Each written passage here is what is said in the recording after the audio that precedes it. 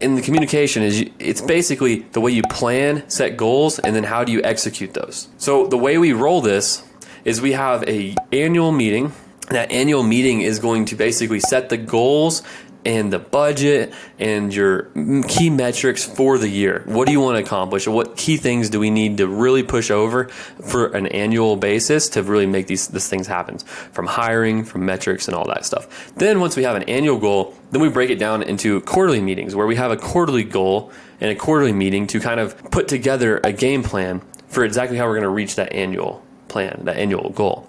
Then we have weekly leadership meetings, which are the highest level hour and a half you can spend with your leadership team per week. And this is basically going to drive us towards our quarterly goal. So every 7 days, we're going to be driving towards our quarterly goals. I'm going to explain how this all works and how each piece of the puzzle works in a second. Even a further micro meeting after our leadership meeting is going to be your departmental meetings. And these are going to be daily. They're going to be held daily, and they're going to be really pushing towards hitting your weekly goals as the leadership team. And the reason why this is so important in the departmental meetings is because you need to basically on the front lines be creating new things, training all the time, and like correcting the course of the ship on a very daily basis. Because if you're correcting a ship that's 10 degrees off course and it's a big ship, then it's much longer to get it back on course than if it's like half a degree.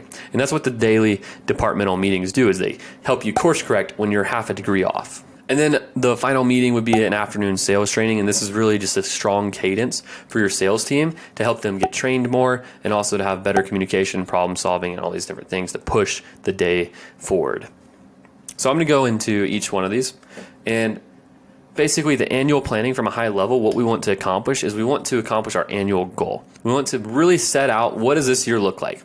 And it's going to be inaccurate immediately because things change, right? Your plan is not going to work exactly how you imagine.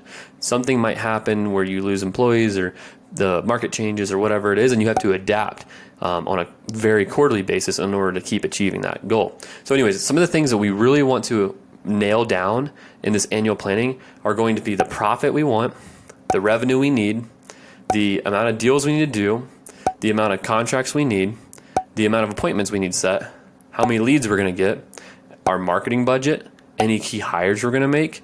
And these are really, really critical things. So when we determine all these things in a yearly number, it's going to look really crazy. But the reason we do it is because we map it out and say, oh, it's actually really not as hard as we think.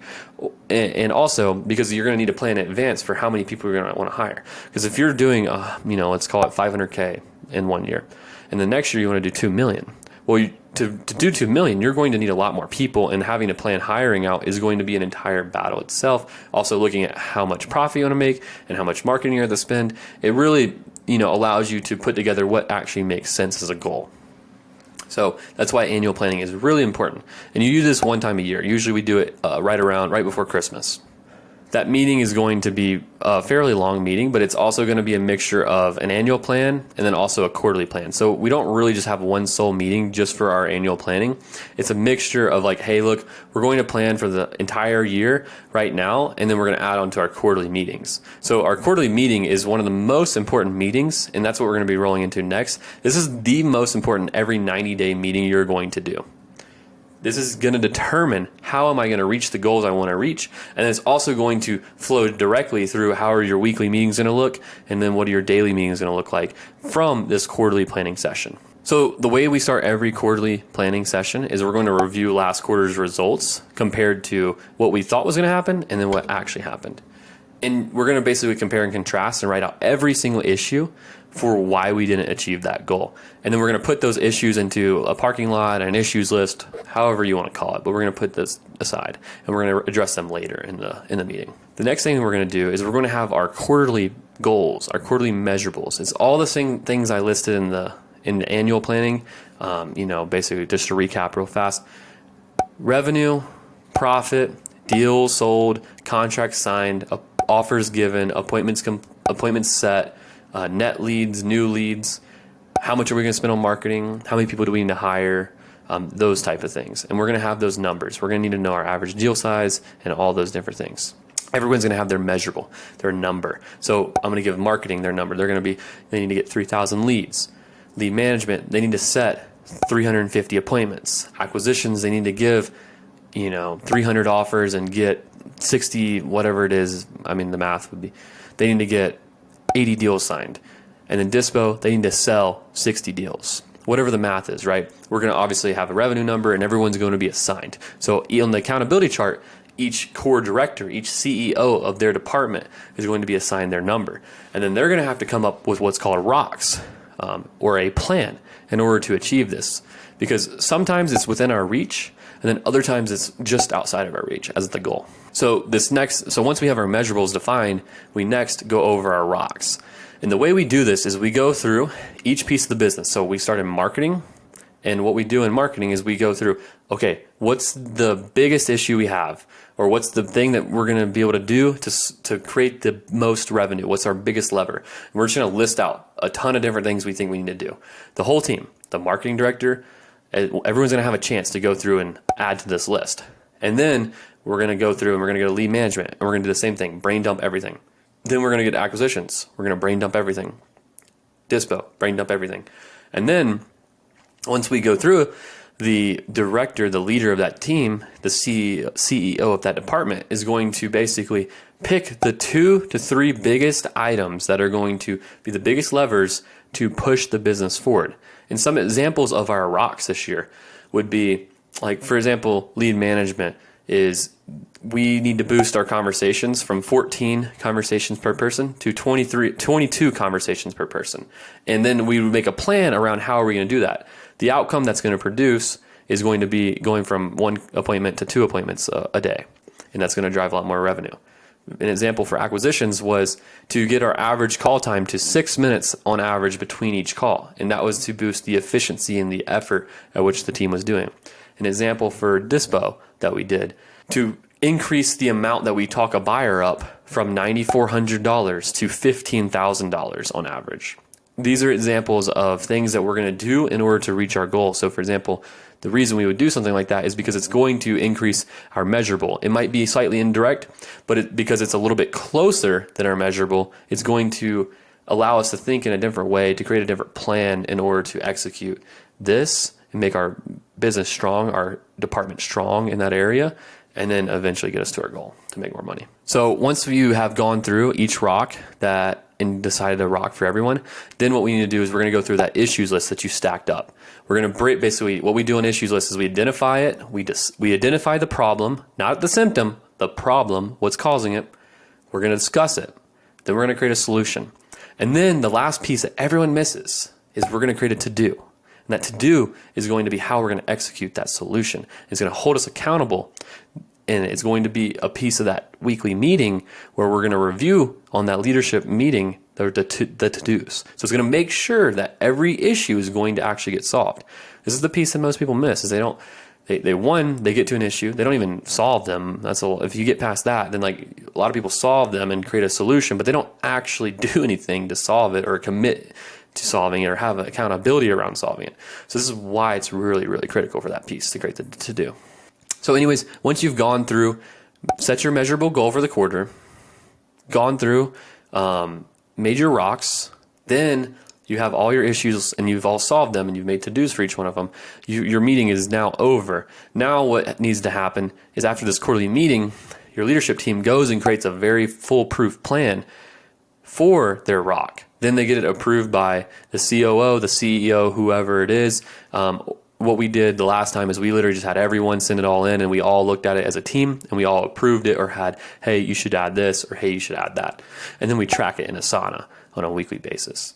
Basically, what we're doing is those rocks are going to be measured weekly. Another real quick tangent on rocks is they need to be measurable. A lot of people say that you can make something like create a training process. You can make that measurable. I really, truly think a rock that is measurable. So if, like, for example, if I wanted to make a training process, well, what's that going to actually increase? That's going to increase maybe the discount that you buy from a seller.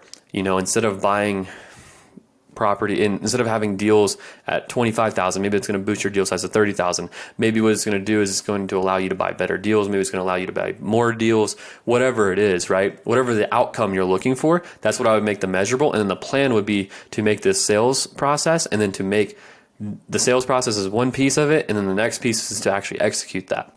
And that would be your rock. Does that make sense? So basically you want it to be measurable because then you can measure it weekly. So for example, I could have said for Dispo that I want a deal size of $30,000. And what I'm going to do to get that is I'm going to create a sales training process, and I'm going to sales train every week, and we're going to do this, and we're going to read Never Split the Difference, and we're going to watch Chris Voss, and we're going to do all this. But no, what I said instead is that I want to talk buyers up $15,000 on average. So now every week, that's what I measure. I don't measure did I sales train. That's if I am going to hit that, talk them up $15,000 instead of $9,000, I'm going to have to sales train. I'm going to have to improve the process. I'm going to have to do a lot of things, but it allows a lot of flexibility within your plan. And that flexibility and nimbleness is going to allow you to adapt quickly and make changes quickly. So that's why your rocks need to be measurable. All right, so now we're getting to our weekly leadership meeting, the most important meeting of your week. It's going to be about 90 minutes long. And what we're going to go over is we always start every meeting with good news. We always start it with gratitude or something of those sorts, something we're excited about. We want to start it off with a good note. It's just been a very good habit to start building, and it gets everyone kind of excited and engaged.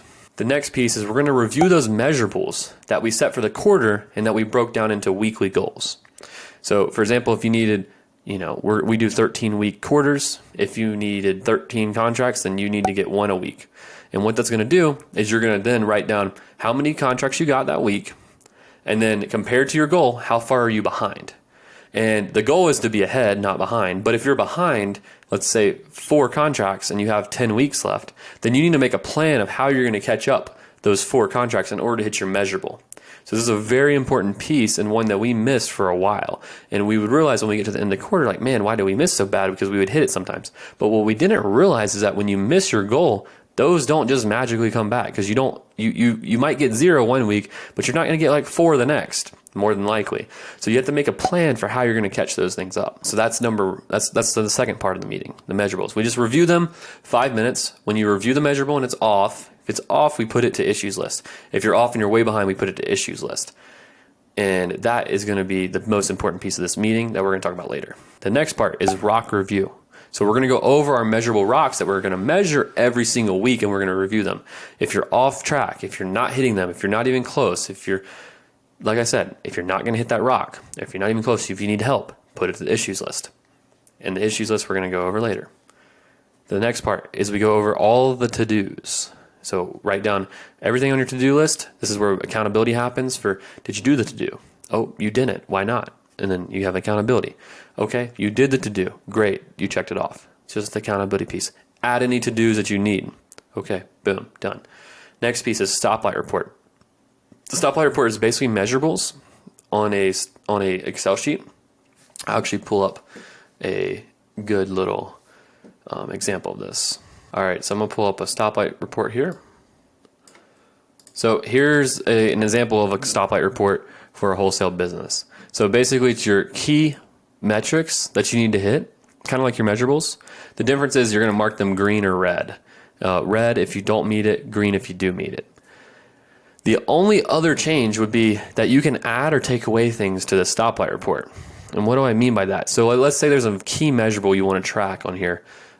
Maybe call it days from when I get a contract signed to how long it takes me to sell it. Or maybe it's how many contracts are canceled. Whatever you're having a big problem with, you can add it to the stoplight report. You just don't want more than like 10 to 12 things on here. You don't need 25 things, maybe 15 at max. So you can see for us 1, 2, 3, 4, 5, 6, 7, 8. We have 8 on here. So remember, if you ever add something, try to take something away. You don't need a ton, because everything on the stoplight report you want to be able to make a decision off of. If it's red, you want to say, we need to do something about this because it hurts. If it's green, we want to be happy and excited. Does that make sense? So if it's red 1 week in a row, hey, what are you going to do about it? If it's red 2 weeks in a row, goes to the issues list. If red 3 weeks in a row, goes to the issues list, and it's got to be a serious conversation about how can we truly turn this around. It might be a conversation outside the win meeting. So anyways, that's a stoplight report.